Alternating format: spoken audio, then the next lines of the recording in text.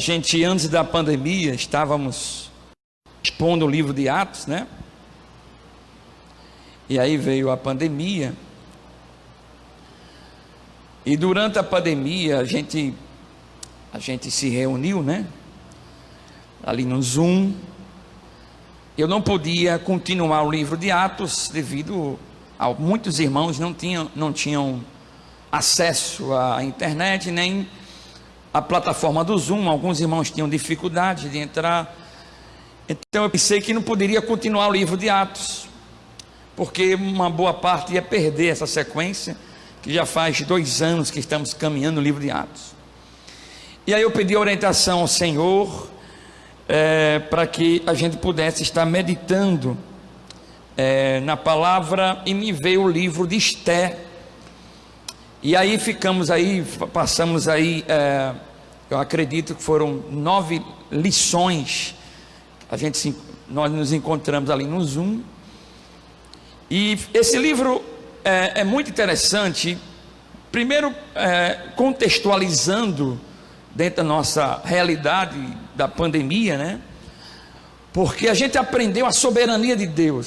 Estamos aprendendo a soberania de Deus nesse livro. E eu gosto de repetir: um livro que não tem uma palavra de Deus, não tem um profeta profetizando vitória ou coisas que possa dar esperança. Um livro que parece que Deus não está. E foi exatamente isso, talvez, as sensações que muitas pessoas tiveram dentro de casa. Esse terror psicológico que a gente passou e ainda passa, mas uma intensidade muito grande. De março, abril, maio, aquela intensidade. Muitas pessoas estão aí com a síndrome do pânico. Segundo um amigo meu, psicólogo, ele disse que essa temática de e não é estranho isso, né? As pessoas olhando, ouvindo pela mídia, e a gente vendo pessoas morrendo de várias faixas etárias, e você fala, é agora que eu vou? Como é que é isso, né? E esse livro chegou na hora certa para a gente meditar, porque esse livro tem essa sensação que não tem um controle divino no céu. E é absolutamente o contrário que esse livro vai falar. É um livro interessantíssimo, porque Deus está nos detalhes. Deus está aqui mostra a doutrina da providência divina. Deus tem um comando de tudo. Esse olhar nesse livro é de soberania. A cada detalhe da história, o rei toma algumas ações, mas ali é Deus acima desse rei. A Bíblia diz que a ação do rei está na mão de Deus. Deus faz como Ele quer. Seja o rei que seja o seu servo, seja um rei ímpio, Deus domina sobre eles. E esse livro fala sobre isso. Estamos no grande império da Pérsia. A capital é Suzã. Israel está subjugada. Israel está dominada pelos persas, apesar que esse império permitiu que os judeus voltassem para Jerusalém, reconstruíssem o templo e os muros da cidade. Apesar que havia essa permissão, mas quem dominava os judeus dessa época eram os persas. O rei Assuero era o comandante, ele que dominava, era o Deus da terra, né, para esse povo. Os judeus, eles subiram com Neemias para Jerusalém. Para todo o império se estima 15 milhões de judeus nesse império. E aí, meus irmãos, eu vou resumir rapidamente para chegar até o capítulo 8. E aí o rei faz um banquete, uma festa de 6 meses. Essa festa, ele quis mostrar seu poder, o poder militar, o poder da riqueza. Segundo os historiadores, e um historiador até de renome, Heródoto, ele descreve que o rei Assuero fez uma festa para mostrar aos conselheiros, para os militares, a possibilidade de invadir a Grécia. E de fato ele fez isso após a festa não está na Bíblia, mas está na história. Ele tenta dominar a Grécia e perde. E aí quando ele volta, ele já tinha a rainha a Vasti. Ele fez essa festa, ele estava embriagado, ele pediu para a rainha entrar na festa, e a rainha não quis vir. Ele, dessa forma, os conselheiros deram a orientação a ele para que a Esté perdesse a coroa, e assim ele fez. Foi para a guerra, e quando voltou da guerra, se sentiu vazio. Parece que ele estava com saudade da Vasti, e aí deram a ideia a ele para que pudesse ter um concurso de moças, que ele escolheria uma para ser rainha. E aí houve essa busca por mulheres bonitas, que viriam para o harém do rei, e ali houve o concurso. Então os irmãos todos aqui sabem, a Esté Radassa, né? Ela foi escolhida como rainha, e ali e ninguém sabia que ela era uma judia. E aí, meus irmãos, a partir do capítulo 3, eu estou resumindo para entrar no capítulo 8, irmãos. A partir do capítulo 3, entra um personagem maligno, aquele gente ruim. O Ramã entra na história. Ele tem inveja, ele tem ódio do Mardoqueu, um judeu que era o primo da Radassa, da Esté, que ficava na porta lá do castelo do rei Assuero. E ele tinha raiva. O Ramã, ele era honrado pelo rei. O rei honrou ele, deu um anel. Era talvez o segundo homem mais poderoso do império. Todo mundo se dobrava diante dele, apesar que essa reverência aqui é para rei, mas as pessoas davam para ele, menos o judeu Mardoqueu lá na porta não dobrava e ficava com a raiva. Então ele planejou um decreto, e o rei Assuero entrou na dele. Ele chegou com uma conversa tal para o rei, que tem um povo que não honrava ele e tal, e o rei foi nessa e assinou, na verdade, deu a ele um anel para ele criar a lei. Então o Ramã cria uma lei para exterminar todos os judeus do império. 15 milhões de judeus seriam exterminados. E quando ele lança a sorte, Abal, Radá, não sei qual, não me lembro aqui. E só que esse mês que caiu dava oportunidade, ou seja, melhor dizendo, duraria 9 meses para que esse decreto fosse cumprido, e aí pudesse matar todos os judeus. Ou seja, 9 meses já é um tempo, apesar que é angustiante. Imagina, vou morrer daqui a 9 meses. Eu acho que ninguém ia viver bem. É um tempo bacana para Deus fazer aí a sua soberania agir. Então, o Ramã agora planeja matar o Mardoqueu, e o Mardoqueu fala com a Esté: Esté, acorda aí, minha filha.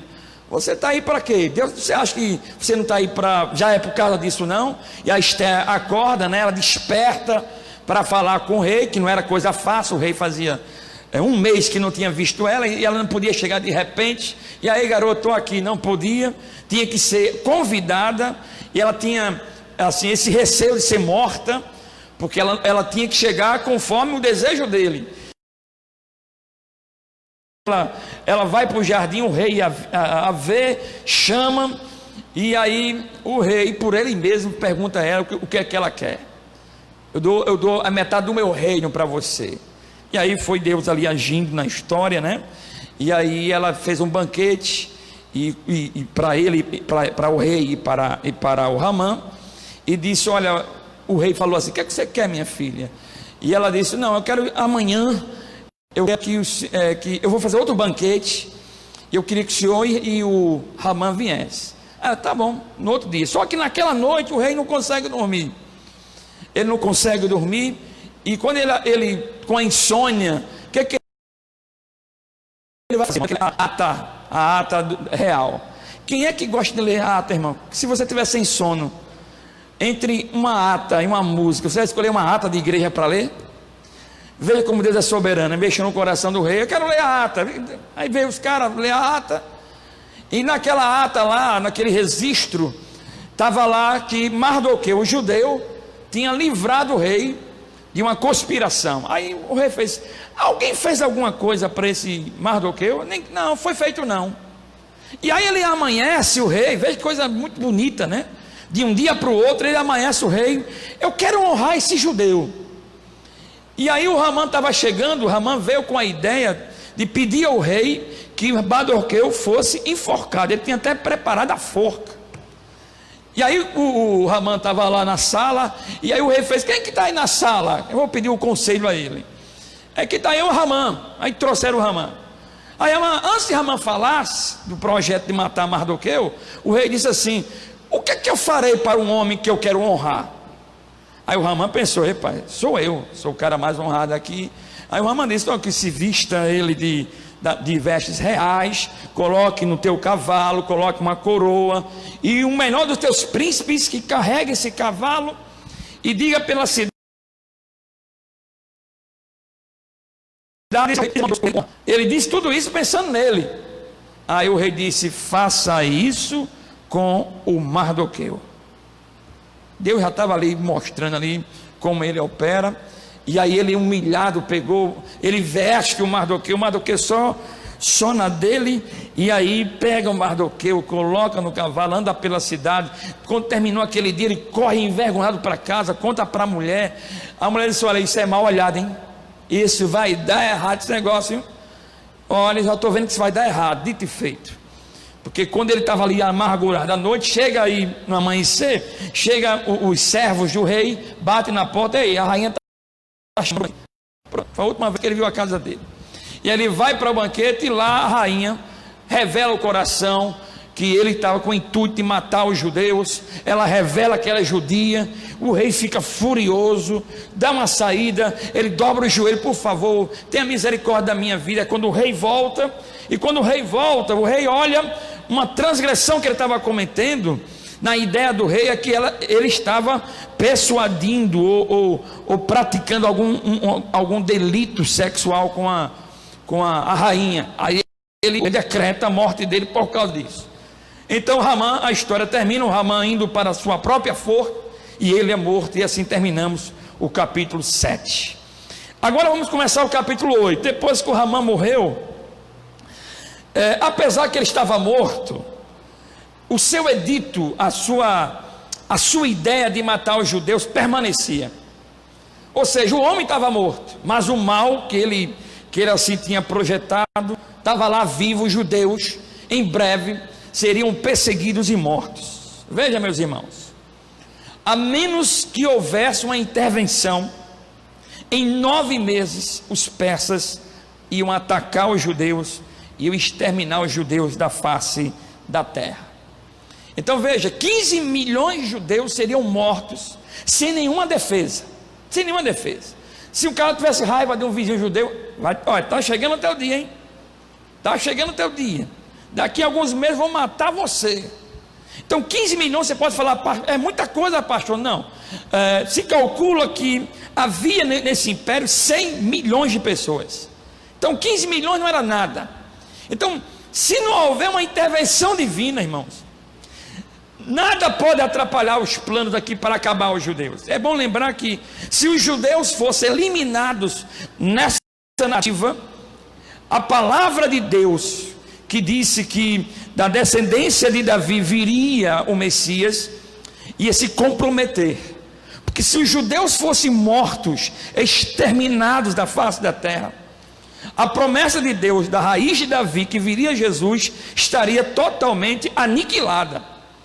Então Deus, a preocupação, a gente acha assim que com a história, Deus ele zela pela palavra dele, acima dos nossos desejos, nossos sonhos. Deus zela pela palavra dele. Se ele é um Deus justo, se Deus é um Deus de verdade, então o que ele disse para Abraão, o que ele disse para Davi, pode chover canivete, ele tem que cumprir. Então faltava 9 meses para que os judeus fossem exterminados.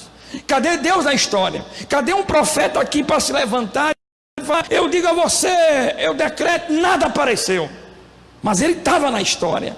Veja, depois da morte dele, do Aram, o rei vai tomar 2 ações. Verso número 1, por favor, pode colocar na tela. O verso número 1 diz assim: naquele mesmo dia, o rei Xerxes deu à rainha Ester todos os bens de Ramã, o inimigo dos judeus. E Mardoqueu foi trazido à presença do rei, pois Esté lhe dissera que este era. Tirou o seu anel selo, que havia tomado de Ramã, e deu a Mardoqueu. E Esté o nomeou para administrar os bens de Ramã. Veja, pela ação do rei foi dar a Esté as riquezas que Ramã tinha. E a gente estudou ali pela internet, né, pelo Zoom, que Ramã era um homem poderosamente rico. Ou seja, a judia ficou rica. Dizem, e não está na Bíblia, que a Esté, ela ajudou os judeus com essa riqueza que ela ganhou. É claro que se não está na Bíblia, é uma conjectura, né? Mas provavelmente que sim, a mulher fica rica. E os judeus estão para ser mortos. Dizem que ela pegou essa riqueza e ajudou aqueles judeus. Então a primeira ação que o rei fez: olha, toda a grana que o rei tem, agora é seu, minha filha, de presente. Então a judia ficou rica. Uma segunda ação, o judeu Mardoqueu, né, e tornou ele um homem poderoso. Essa entrega do anel, observe que ele dá o seu anel selo. Esse anel, irmãos, a gente vai ver lá na frente, é um anel que ele pode selar decretos do rei. Quando o rei dá o anel, ele está dizendo o seguinte: ei, você é importante para mim, você é minha voz. Então, praticamente o Mardoqueu se tornou o primeiro ministro. Veja, um judeu que estava na porta, na dele, né? E ali lutando pelo seu povo, de uma noite para o dia, sem ele lutar, sem ele brigar politicamente, Deus muda a situação. Ele agora é o primeiro ministro do maior império da época. Agora veja, uma rainha judia, né, e um primeiro-ministro judeu no palácio. Os judeus do império viram-se numa situação mais favorável do que nunca. Se você perceber, irmão, do capítulo 3 até o capítulo 7, você tem uma sensação que o mal está reinando, você tem a sensação que o mal está vencendo. Mas aí quando você chega no capítulo 7 para o 8, há uma virada na história. Os judeus angustiados, o império todo angustiado, não tem ninguém para nos livrar, porque os judeus estavam servindo aos persas. Então os persas já tinham preconceito com os judeus, porque os judeus só adoravam um só Deus, os persas adoravam vários deuses. Então os judeus eram perseguidos por essa postura religiosa que eles tinham.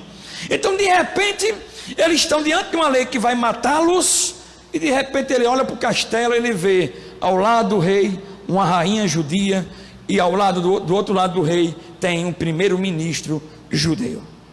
Quem é que faz isso na história, irmãos? É preciso ter o nome de Deus no livro de Esté para provar que ele está aqui? Veja como um Deus é soberano, veja como Deus fez no coração do rei. Por isso repetimos o Provérbios capítulo 21 verso 1, 2, que diz: como ribeiros de águas, assim é o coração do rei na mão do Senhor, que o inclina todo o seu querer. Todo o caminho do homem é reto aos seus olhos, mas o Senhor se a Bíblia, irmãos, se essa palavra que informa que o coração do rei, o rei que mandava na vida das pessoas, o rei que podia fazer o que quiser com as pessoas, e Deus disse: olha, assim como os ribeiros de águas, assim o rei está em minhas mãos. Deus é soberano, Deus está acima do que a gente possa imaginar, muito acima que a gente possa imaginar. Agora veja, imagine, meus irmãos, por um momento, nesse provérbio que diz que o coração do rei está na mão do Senhor. Coloque no lugar alguma situação para a tua vida e para a minha vida. Será que alguém aqui nessa terra está longe do controle de Deus? Me pergunta. Será que tem alguém, por mais que ruim que seja, para mim e para você, Será que eles estão isentos do controle da soberania de Deus sobre a vida dele? O rei Assuero não era crente, o rei Assuero não era servo de Deus, mas Deus fazia, operava por intermédio dele, conforme o seu querer. É isso que a Bíblia diz. Assim como Jó revela, o diabo ali planejando aquele ataque com Jó, e Deus estava absolutamente sobre o controle. Questionava a Deus, o Jó, ele é teu servo, porque o Senhor tem dado a ele? Não, então toque nas coisas dele, só não toque na vida. Eu duvido que o diabo tocaria na vida de Jó, porque Deus disse, não toque, o resto pode levar. Isso é soberania. Eu preciso aprender isso, irmão. Eu sei que nós somos humanos, nós temos responsabilidades, temos as nossas escolhas, mas é preciso que as nossas escolhas, a gente tem que colocar esse óculos do reino. Por isso que a busca pelo conhecimento que Deus é, a oração, nos dá essa sensação diferente das nossas decisões que vamos tomar. Então, meus irmãos, precisamos acreditar que não existe coração tão obstinado que não possa tornar-se frágil nas mãos do Senhor.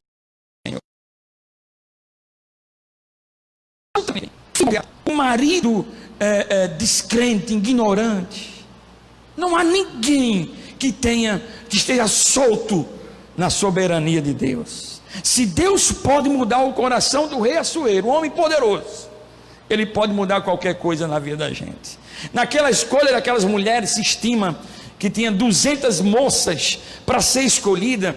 Meus irmãos, eu sei que Esther era bonitona, como diz o texto, mas aquele olhar do rei, a olhar para aquela judia, tinha que ser ela. Ela podia até ser a mais feia, talvez. A gente não vai querer falar coisa que o texto não diz, mas ela podia ser mais feia do que, talvez um pouco mais feia do que a outra. Talvez outra merecia ser rainha pela beleza, talvez, mas tinha que ser ela, porque o soberano, aquele que governa todas as coisas, estava no olhar daquele rei.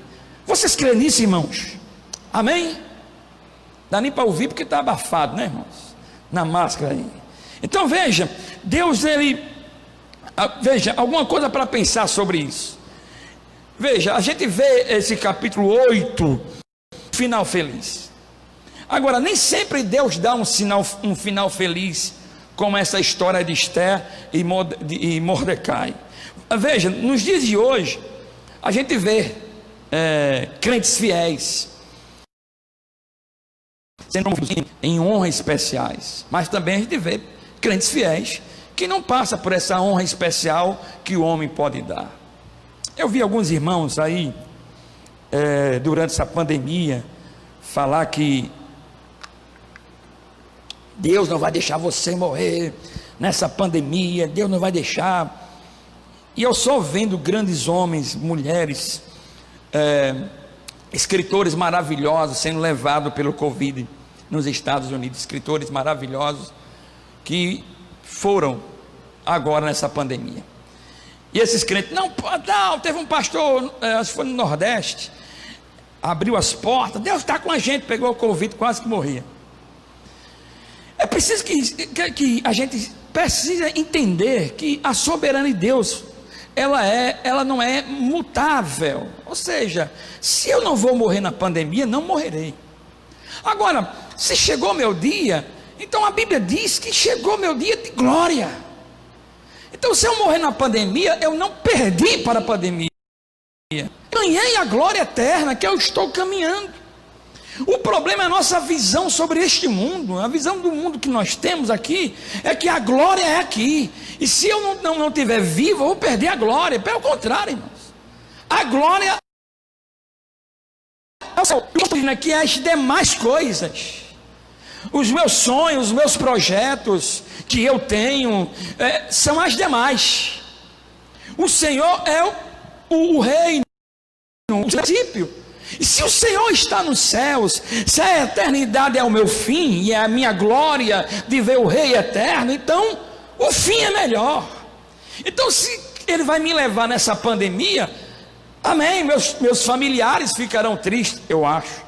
Então, eles vão ficar tristes, mas eu eternamente cheguei ao momento que eu mais combati na minha vida de fé. Chegar ao eterno Deus, olhar para o meu Senhor Jesus. Então essa coisa, você não pode ficar doente, come esse feijão aqui para ficar santo, para não pegar Covid, tal. Isso tem o céu, a terra no céu, melhor dizendo, o céu na terra. Então nem sempre a história minha vai terminar igual ao Mordecai e a Esther, nem sempre. Talvez a minha história seja sofrida, mas com refrigério na alma, como diz o Salmo 23, ele me faz pousar em pastos verdejantes, refrigera a minha alma. Talvez a minha história de vida aqui na terra seja sofrida, de ver filhos desobedientes, de ver filhos talvez no mundo das drogas, mas a nossa eternidade não é aqui, o nosso céu não é aqui, porque está na glória do Pai. Amém, meus irmãos? Então veja, apesar dos presentes que Esther vai receber, pensa um presentão que ela ganhou, né? Ganhou a riqueza do Ramã, mas apesar disso, você vai ver agora que Esther está preocupada. Não talvez se ela fosse outra, obrigado meu filho pelos presentes, primeira coisa que eu vou fazer agora, meu filho, é dar uma volta no mundo e visitar todos os shoppings, a primeira coisa que eu vou fazer. Mas não, a Bíblia diz que a preocupação dela estava nas pessoas. Verso 3, que diz o verso 3, mas Esther tornou a implorar o rei: minha filha, você já tem riqueza, para que se preocupar com os outros? Não, ela se preocupou com os outros. Veja, mas Esther tornou a implorar ao rei, chorando aos seus pés, que revogasse o plano maligno de Ramã, o agagita, contra os judeus. Observe essa preocupação de Esther. Aqui tem uma lição, irmãos. Aqui temos a lição. Às vezes nós fechamos os olhos para as necessidades do nosso próximo. Isso é de contra o pensamento bíblico de estar em coinonia, em comunhão com o meu próximo. Veja que às vezes nós procuramos coisas novas para gastar dinheiro e se divertir, e estamos vivendo essa filosofia do prazer, e a gente fica endividado em nome do prazer. Não sou nada contra ter prazer, de você pegar a sua esposa, pegar seu filho, gastar um dinheirinho com uma batatinha na esquina da sua casa e dar um passeio. Eu não sou nada, tudo que seja, tudo dentro de um planejamento, né? Planejamento familiar. Vamos, minha filha, vamos ali na praia, vamos ali dar uma volta no quarteirão do shopping, aí a gente vai voltar para casa. Nada contra isso, porque isso é até bom. O provérbio diz que a gente tem que gozar a vida, né? De aproveitar a vida com a esposa, com a mulher que você tem, assim por diante. Agora, a gente vive em uma filosofia capitalista de venha, né? A propaganda, o cartão Visa tem uma propaganda: venha, e o consumista vamos lá, e entra toda, gasta o dinheiro, daqui a pouco não se pensa mais em ajudar o próximo. Isso é muito sério, irmãos, porque nós fomos chamados para ver o comum. Se existe um sistema comunista real que devia ser vivido, é a igreja. Porque sistema político, por mais bonito que seja, a filosofia comunista, social, por mais que bonito que seja, vai passar pelas mãos de gente que não tem o Espírito de Deus, e por isso que às vezes, ou quase sempre, não dá certo. Mas quem deveria ter essa filosofia do comum, a igreja de Cristo, porque o primeiro que falou isso foi ele: ame ao seu próximo como a si mesmo, como a ti mesmo. Isso é comunismo, fazer comum, olhar a necessidade. Não é que o rico tem que se tornar pobre porque está ao lado do pobre. É perceber a necessidade do pobre. Ou seja, você não pode passar fome enquanto a minha mesa tem comida. É o comum, é pensar no outro. Ela pensa no seu povo. Ela estava cheia de grana no bolso, grana no banco, cheio de dinheiro. Ela, por favor, eu tenho um pedido. Precisamos de mais gente como a Esther, irmãos, em nosso meio, cuja preocupação com as pessoas seja maior de qualquer outra coisa, sabia, irmãos? O pastor de igreja, ele conhece muito a igreja, principalmente depois que ele passa já um tempo. Comecinho ele conhece ninguém não, mas depois. E aí a gente vai vendo que a gente vai cantando, né? Deus me dê, Deus me dê, Deus me dê. Eu fico olhando, mas rapaz, mas não dá nada a ninguém. Mas não dá nada a ninguém. Quando vai fazer um projeto social, eu não concordo. Mas para cantar, para Deus dar, é ligeiro. Deus dê, me dê, Deus, me dê, Deus, me dê, Deus, me dê. Agora, bolso para dar para o outro. É uma luta, irmãos. Tem um monte de justificativas. Não, se eu for dar, vão se acostumar com isso. Eu vou dinheiro, a pessoa vai ficar preguiçosa. É um monte de justificativas. A Bíblia não tem que olhar para a necessidade do outro, irmãos. Aqui ela olhou para o seu povo. O rei Assuero estende o seu cedro para ela, no verso 4. E quando ela pede para o seu povo, o rei estende o cedro. Veja como Deus está nesse negócio. O rei quer ajudar, irmão. O ímpio que assinou a morte dos judeus, ele quer assinar. Veja, verso 4 ao verso 6 diz: então o rei estendeu o cetro de ouro para Esther. Quando esse cetrinho desce, meu irmão, está na hora de pedir. E ela se levantou diante dele e disse, verso 5: se for do agrado, se posso, se ele considerar justo, olha lá, que se escreva uma ordem revogando as cartas que Ramã, filho do Agagita, Hamedada, escreveu para que os judeus fossem exterminados todas as províncias do império. Olha o que ela está pedindo. Meu Deus, oh, rei, que se faça um novo edito que venha contra as cartas que Ramã já mandou para todo mundo. Aí o verso 6: pois como suportaria ver a desgraça que cairá sobre o meu povo? Ou seja, o que adianta eu ter tanta grana só vendo meu povo sendo destruído? Como suportaria a destruição da minha própria família?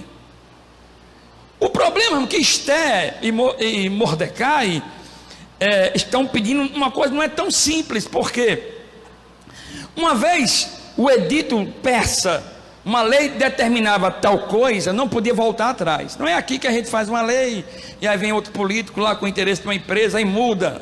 Aqui não, nesse mundo antigo não. Por isso que a gente conhece do rei do Persa. Ele disse uma coisa, os judeus daqui a 9 meses vão morrer, está escrito, pronto. Ele não podia mudar, senão a lei seria contra ele mesmo. Apesar que ele era um grande rei, imperador, mas a lei estava acima dele. Então vejam que a voz do rei era a lei da terra, e o rei era infalível quando ele falava. Se ele determinou que era para os judeus serem mortos, então não podia voltar. O rei não poderia revogar seu edito por meios legais, mas era possível esse rei publicar um novo decreto favorecendo os judeus, e é isso que ele vai fazer. Porque, veja, quando foi aprovado o edito para matar os judeus não podiam se pegar em armas, era para matar. O que o rei vai fazer agora é para os judeus se proteger. Veja, verso 7 ao verso 8. O rei Xerxes respondeu a Esther e ao judeu Mardoqueu: mandei enforcar Ramã e dei os seus bens a Esther, porque ele atentou contra os judeus. Verso 8: escreva agora outro decreto em nome do rei, olha só, em favor dos judeus, como melhor lhes parecer. Sele-no com o anel selo do rei, pois nenhum documento escrito em nome do rei selado com seu anel pode ser revogado. Veja que coisa incrível que ele está, a sugestão do rei. Olha que coisa incrível. Sabe o que o rei está dizendo aqui? Escreva aí um novo decreto. Ele está dizendo o seguinte: está aqui a caneta, meu jovem Mardoqueu, está aqui a canetinha, jovem. escreva o que você quiser. Veja que agora está na mão de um judeu, não está na mão de um persa, está na mão de um judeu, para escrever o que ele quisesse. Veja, uma vez que Mordecai havia sido nomeado primeiro-ministro, praticamente, ele agora é responsável para redigir esse novo decreto. Assim, o que ele fez foi dar permissão aos judeus para se defender de qualquer um que tentasse matá-lo. Ou seja, a lei anterior de Ramã mandava matar, e a lei que Mordecai vai fazer é para os judeus se defender. E foi isso que ele fez. Veja o verso 9 e o verso 10. 9. Isso aconteceu no dia 23 do terceiro mês, o mês de Sivan. Os secretários do rei foram imediatamente convocados, escrever todas as ordens de Mardoqueu aos judeus, aos sátrapas, aos governadores, aos nobres das 127 províncias que se estendia da Índia até a Etiópia. Essas ordens, elas foram redigidas na língua e na escrita de cada província, de cada povo, e também na língua e na escrita dos judeus. Observe uma coisa aqui nesses versos. Veja que o sistema burocrático do reino está a serviço do rei, do judeu Mardoqueu. Vocês estão entendendo isso aqui, irmãos? Que virada que foi essa? Um camarada que era perseguido, agora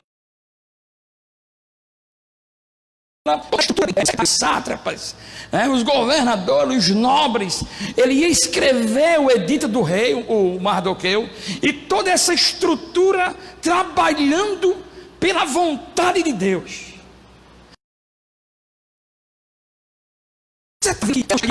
Deus não precisa da igreja evangélica para executar os seus planos. Você está vendo aí?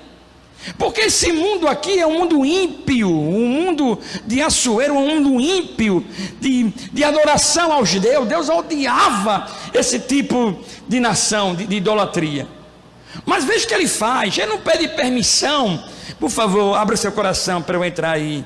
Você pode deixar eu entrar? Deus tem um domínio de tudo, irmãos.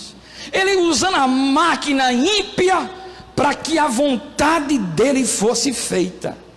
Amém, meus irmãos? E aí no verso 10, ainda tem mais a máquina trabalhando aí. Olha o verso 10. Mardoqueu escreveu o nome do rei Xerxes. Ele pegou as cartas com o anel selo do rei e as enviou por meio de mensageiros montados em cavalos velozes das estrebarias do próprio rei. Então os correios começaram a trabalhar. O judeu, Sedex sendo enviado para todo lado, todo mundo fazendo a vontade de Deus, sem saber que estava fazendo a vontade de Deus. Ninguém vai morrer. Veja o verso: concedia aos judeus de cada cidade o direito de reunir-se, de proteger-se, de destruir e matar e aniquilar qualquer força armada de qualquer povo ou província que os ameaçasse, a eles, suas mulheres e seus filhos, de saquear os bens do seu inimigo. Observe uma coisa, irmãos, que o decreto que o Mordecai está escrevendo estava em total harmonia com a aliança que Deus fez com Abraão. Veja que o decreto dizia o seguinte: aqueles que abençoar vocês serão amaldiçoados. Está lá, vocês vão se proteger e tal. E quem fizer algo contra vocês, vocês podem lutar e saquear os bens desse inimigo.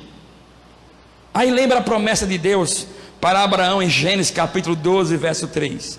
Deus diz: abençoarei os que te abençoarem, e amaldiçoarei os que te amaldiçoarem.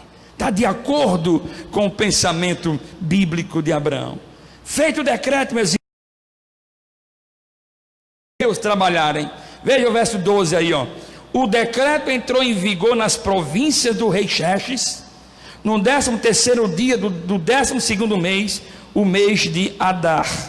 Verso 13: Uma cópia do texto do decreto foi publicada como lei em cada província e levada ao conhecimento do povo de cada nação, a fim de que naquele dia os judeus estivessem prontos para vingar-se dos seus inimigos. Verso 14: os mensageiros, eles aí, os correios, os amarelinhos aí, ó, os das estrebarias de quem?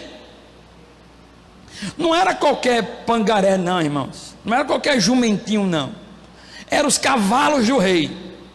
Deus só usando a estrutura do império, que era um império ímpio. Vai lá, trabalha, pega esse cavalinho aí, anuncia tudo aí para o império todo, para todo mundo ficar sabendo, porque quanto mais o cavalo for bom, mais rápido ele vai chegar com a notícia. E Deus só trazendo boas novas. Então saíram a galope por causa da ordem do rei. O decreto também foi publicado na cidadela de Suzã. Isso é muito incrível, irmãos. O mesmo homem, o rei Assuero, que ordena matar os judeus, é o mesmo que autoriza para se defender.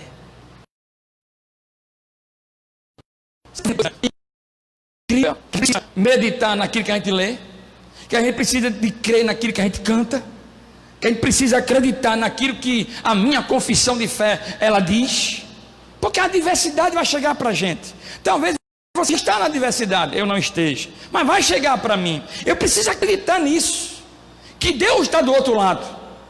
Não é que Deus está só comigo, Deus também está do outro lado daquele que me persegue.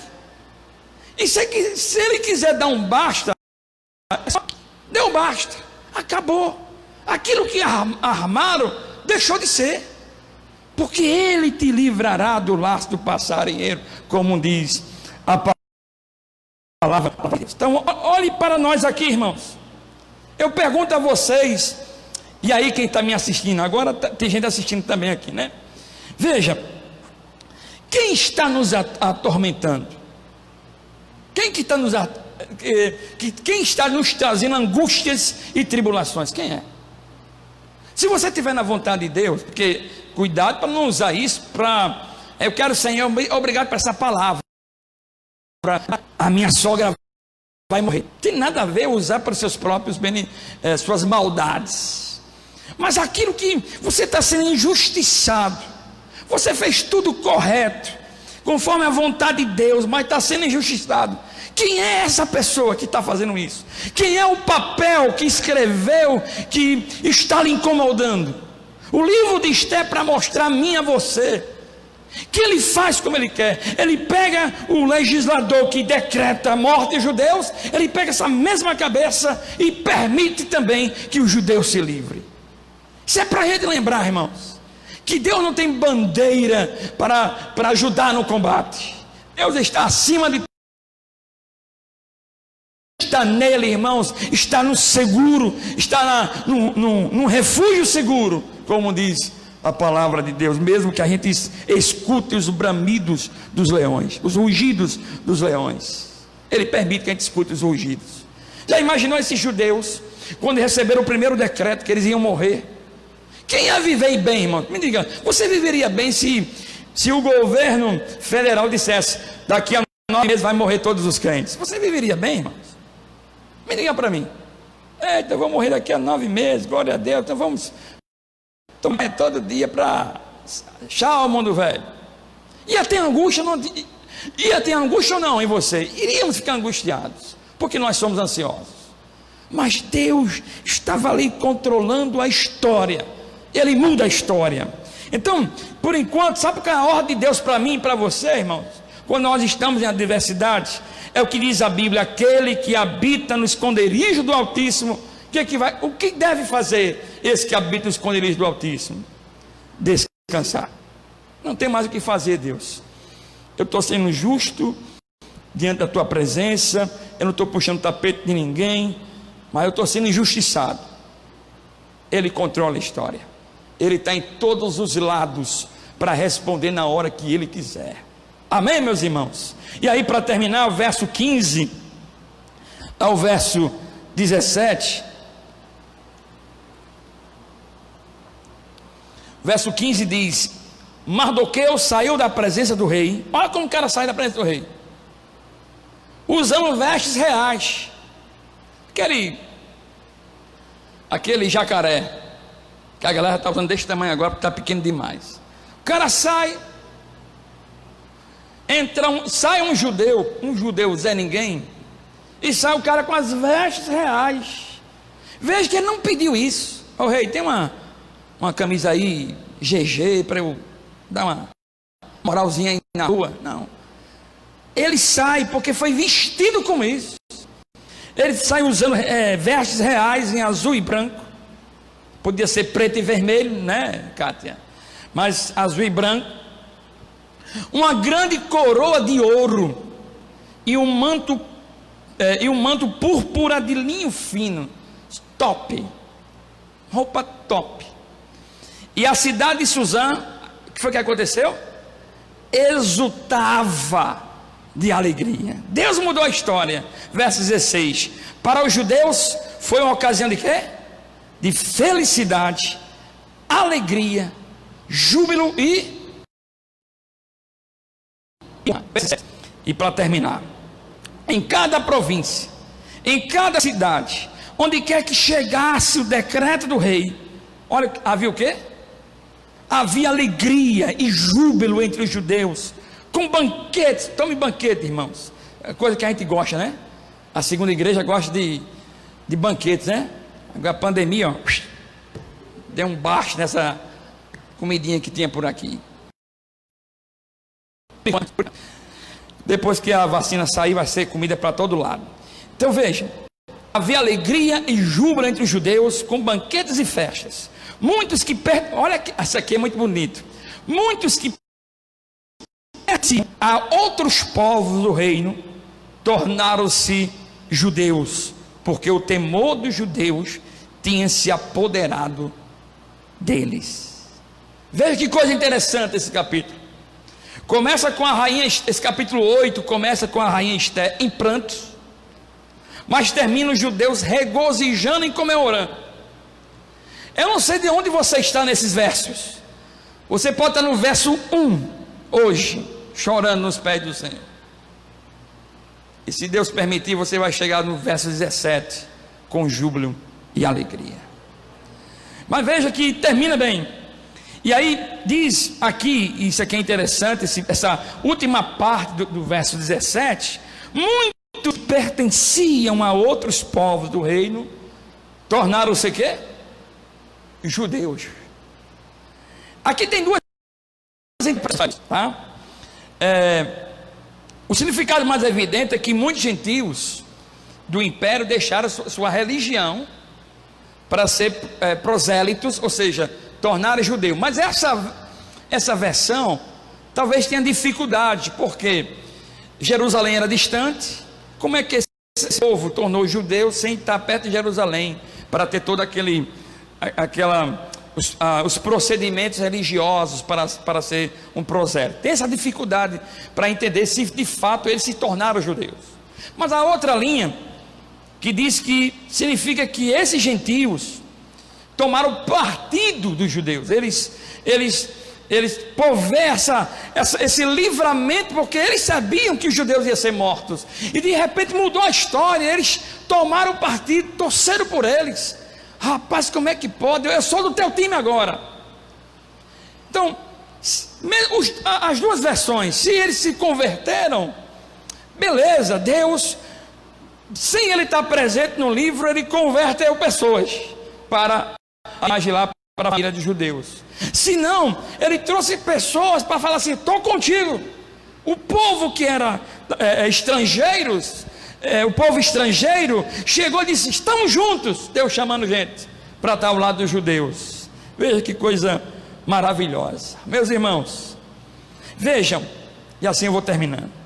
O livro de Esté começa, o capítulo 2 do livro começa com os dois judeus evitando em declarar que era judeu. No comecinho do livro, Esté não diz que era judia e nem Mardoqueu. Agora veja, só que no final da história eles confessam que são judeus. No começo do livro eles ficam quietos, mas quase no final da história eles confessam a sua nacionalidade. Mas no final, o modo de os judeus se orgulharem de sua raça e a felicidade que demonstraram em função daquilo que Deus havia feito por eles, atrairia outras pessoas para caminhar ali junto com eles. Até mesmo os gentios pagãos conseguiram perceber que Deus cuidava do povo judeu. Isso é um evangelismo.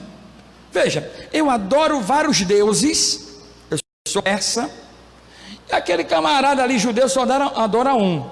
Na matemática, eu estou em vantagem, porque se um Deus falhar, eu tenho outro. Se o Deus da causa impossível para os padeiros é errado, tem aqui o santo pescador, tem alguém aqui para... Mas o judeu só tem um. E quando eles percebem que os judeus que tinham um só Deus, e percebem que virou o jogo para eles, esses gentios, rapaz, o Deus desse povo aí é forte. A gente tem um bocado aqui, e ele só tem um, e deu certo para eles. Veja como Deus, ele evangeliza, como Deus não precisa da gente, apesar que ele nos concedeu a pregação, mas Deus não precisa da gente. É isso que eu falei domingo passado. A gente precisa entender a nossa posição aos olhos de Deus. Pecadores. A Bíblia diz que nós saímos da nossa mãe em pecado, depravados. E quando vem por isso que eu vou pedir misericórdia e eu vou devolver para Ele gratidão. Eu entendo quem eu sou e não tenho condição de estar aqui. Quando a gente chega nessa posição, a gente entende: Deus não precisa de mim para adoração, Deus não precisa de mim para evangelização, Deus não precisa de mim para agir de alguma forma. Deus não precisa. Ele não precisa. E porque Ele me quer? Graça. Se Ele me quer, gratidão. Obrigado pela tua misericórdia, por estar aqui. E aí, meus irmãos, eu anotei aqui, diante do que aconteceu aqui, dos gentios olhar para os judeus e abraçar os judeus. Aí tem um evangelista, Billy Sunday, eu não sei nem quem é esse cara, eu vi no comentário, eu escrevi que eu achei bonito. Ele fala assim: se a sua religião não lhe dá alegria, seu cristianismo está com vazamento em algum lugar. Rapaz, eu achei interessante. Se a sua religião não lhe dá alegria, então seu cristianismo está com vazamento em algum lugar. Eu acho isso aqui interessante. Rapaz, eu estou querendo parar da igreja porque não estou sentindo, tem vazamento, ou nunca foi consertado nada. Quem está em Cristo é satisfeito com Cristo, independente das coisas religiosas que podem nos trazer uma percepção, como um culto, como um púlpito, independente disso. É tanto que a pandemia ensinou a gente que a gente adora a Deus, independente do espaço que a gente esteja, foi? Então, mas quem, sei lá, eu preciso de uma alegria, uma musiquinha para me animar. Tem vazamento aí, irmãos. Se gasolina fosse eterna, quem iria, irmãos, para posto de gasolina? Eterna, não vou nem me abastecer. Mas precisa sempre o que? Abastecer. Crente que precisa se abastecer, tem alguma coisa errada. Esse cristianismo aí está furado, porque cristianismo não fica dependendo de coisas para se achar ou para se sentir bem. Isso é psicologia, é outra área, sabe? Quem está em Cristo sente necessidade da graça de Cristo, e a graça de Cristo nos basta. Lembra de Paulo pedindo a vitória: Senhor, por favor, tira esse espinho. Aí o Senhor falou assim: Paulo, a minha graça te basta. Pronto, vai faltar nada para você. Pronto, estou satisfeito. Tem alguma coisa errada quando alguém está não se sente feliz com a sua confissão. E aí, meus irmãos, eu aprendo 3 coisas diante desse capítulo 8. Enquanto você cuida de pessoas, aí tem Pessos, tá? Eu coloquei no grego Pessos, é brincadeira, é porque eu esqueci mesmo a letra A. Enquanto você cuida de pessoas, sabe o que Deus faz? Deus cuida das coisas. Eu creio nisso, né, irmão? Eu creio nisso. Enquanto você se preocupa com pessoas, enquanto você vou ajudar, você pode ter certeza, testemunho, experiências pessoais, que engraçado isso. O dinheiro está saindo, a gente se preocupa com o dinheiro chegando, então o dinheiro está aqui, então vai dar certo, está crescendo, mas a dívida permanece. Mas interessante, isso não é só um testemunho pessoal, mas é um testemunho que eu escuto. Quanto mais você ajuda, alguma coisa acontece no mistério de Deus, que não falta nada aqui. Começa a sobrar. Você, como é que está sobrando? Se está saindo e não estou juntando. São testemunhos. A gente não tem como dizer, a Bíblia diz, né? Mas são testemunhos. Que quando nós nos preocupamos com pessoas, Deus, Ele cuida das coisas. Tiago capítulo 2, verso 8 diz: se vocês de fato, obedecerem à lei do reino, encontrada na escritura que diz, ame o seu próximo como a si mesmo, estarão agindo corretamente. E em 1 Tessalonicenses 3,12 diz, que o Senhor faça crescer e transbordar, olha a oração dele, o amor que vocês têm uns para com os outros e para com todos, a exemplo do nosso amor por vocês. Enquanto você cuida de pessoas, Deus cuida das coisas. Segunda lição: deixe que Deus coloque o anel no seu dedo. Vamos repetir, irmãos? Deixe que Deus coloque no seu dedo. Mardoqueu estava na porta, humilhado por Ramã. Quantas vezes Mardoqueu viu Ramã entrando e saindo, e ele olhando aquela coisa injusta, maligna, passando, sorrindo. Quem tirou Mardoqueu da porta não foi o Mardoqueu que planejou politicamente, ele foi chamado. E eu creio nisso. Não é preciso que a gente venha correr para tirar o tapete das pessoas, não é preciso montar um grupinho para derrubar ninguém. Deus é justo, Deus é justo. A gente fica angustiado, triste, é verdade, dá uma gastrite na gente quando a gente vê a injustiça imperando. Mas fique na porta. Quem vai colocar um anel é aquele que é justo, aquele que sabe quem é o seu coração.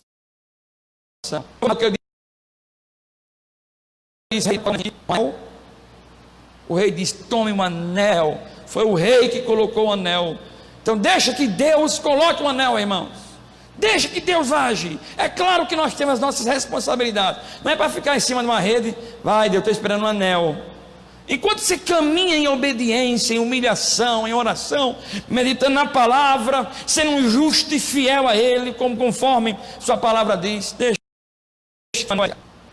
Tiago 4,10 diz, Tiago escreve para uma igreja que estava cheia de fofoca, estava um falatório danado dentro da igreja, o pessoal tudo, e talvez alguém estava com um olhar altivo na comunhão com os irmãos. Aí Tiago fala: humilhai-vos na presença do Senhor, e Ele vos exaltará. Ei, crente, de olhar com o olhar altivo, te humilha, porque esse não é o caminho que Deus vai te honrar. Te humilha, fica na porta, fica lá na angústia, que o Senhor, Ele é justo, está vendo quem você é. E para terminar, meus irmãos, terceira lição é que Deus sempre esteve no fim. Você crê nisso ou não? Deus sempre está no fim. Sempre. Alfa e o ômega. Sempre está no fim. A história da gente a gente não conhece. A gente está na introdução, já morrendo, né? Meu Deus, como será a minha vida? Deus já está no fim. Deus está na narrativa. Deus já estava lá com a judia. Enquanto o mal estava se organizando para matar os judeus, Deus já estava na escrita dele, já tinha uma judia ganhando o coração do rei, e um primeiro-ministro decretando ali que os judeus seriam protegidos. Deus está, como diz Apocalipse 22:13, eu sou o alfa e o ômega, o primeiro e o último, o princípio e o fim. Que Deus nos abençoe com essa palavra, com esse capítulo.